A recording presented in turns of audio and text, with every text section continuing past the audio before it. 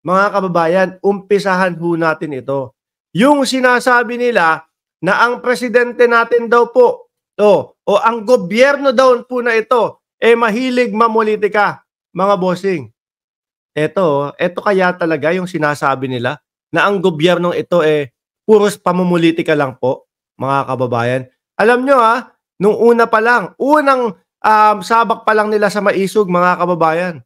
Kinabukasan nun, merong mga pamigay nung lote ang Pangulo doon mismo sa Davao.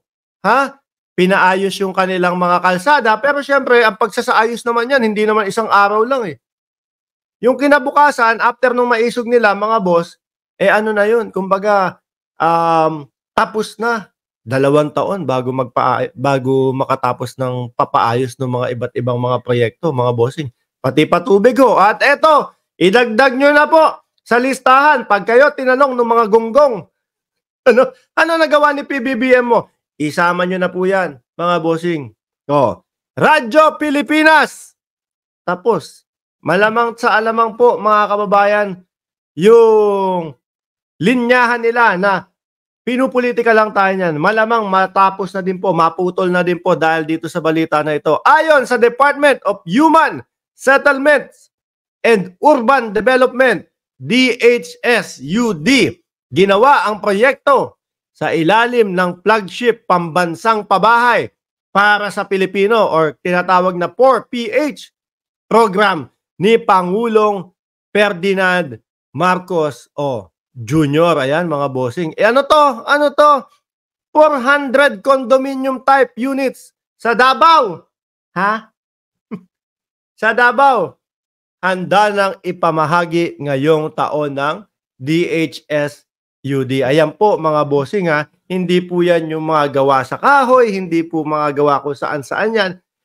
Condominium po, alam niyo naman sa Pilipinas, pag sinabi mo nakakondo ka, iba social no? So ibig lang ho sabihin nito, mga boss, ang ating Pangulo o ang gobyerno ng Pilipinas, mga kababayan, hindi po sila yung, sige, basta may masabing pabahay tayo, basta tayuan mo na lang yan ng bahay, gawa sa lawanit, gawa sa kung ano-ano. Eto tingnan nyo ho yung itsura, mga kababayan, di ba? Parang first class, di ba? Hindi nga lang talaga yung meron pang swimming pool, hindi nga talaga yung meron pang mga kung ano-ano mga amenities, pero kung ganyan ang titirhan mo, galing ka doon sa hindi magandang bahay, papunta dito, mag-isip-isip ka. Tapos sa lugar pa ng Davao, mga kababayan. Siguro po, hindi na naman present yung mayor ng Davao dito, na si Baste Duterte. No?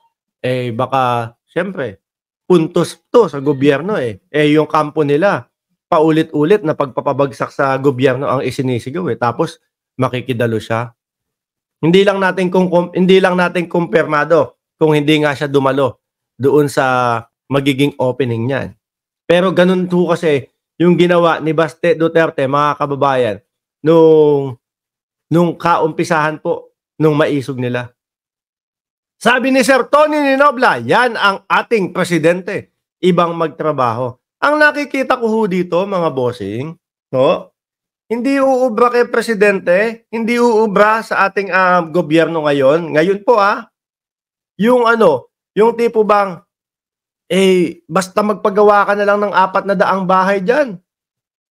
Tapos, wag na yung masyadong mahal. Ang importante, may ibalandra tayo sa taong bayan na meron tayong proyekto. Hindi po pwede sa presidente. Kailangan yung lilipatan, yung maibibigay na pabahay, komportable, maganda, maayos, malinis, at yung tataas naman yung kanilang, tawag doon? May tawag doon yung tataas yung kanilang, tipo bang parang magiging, wow, ganito ang pamumuhay namin. Hindi yung kami sadlak sa kahirapan. Yung ganun ho, mga kababayan. Maa-uplift yung moral mo na, eto na ang bahay, ano pa hinihintay natin? Kumayod na tayo ng kumayod. Di ho ba? Yung mga bata, makakapaglaro ng maayos, Pero syempre ho, O yan, tataas ang taas ng kanilang buhay. Lagi kong nasasabi yung ano, ang taas ng buhay, eh, ewan ko kung bakit ko nakalimutan ngayon. Pero siyempre ho, mga kababayan, yung mga lilipat naman po dito at titira, eh, kayo na po ang bahala na maglinis. O yan, tama din yung ginamit na mga words ni Itok-Atok sa Langit, kalidad ng buhay. Pangalagaan nyo na lang po at linisin ninyo, no? Kumbaga, ano nyo na to eh, stepping stone nyo na po ito eh. Paano yan? Ang hirap nang sabihin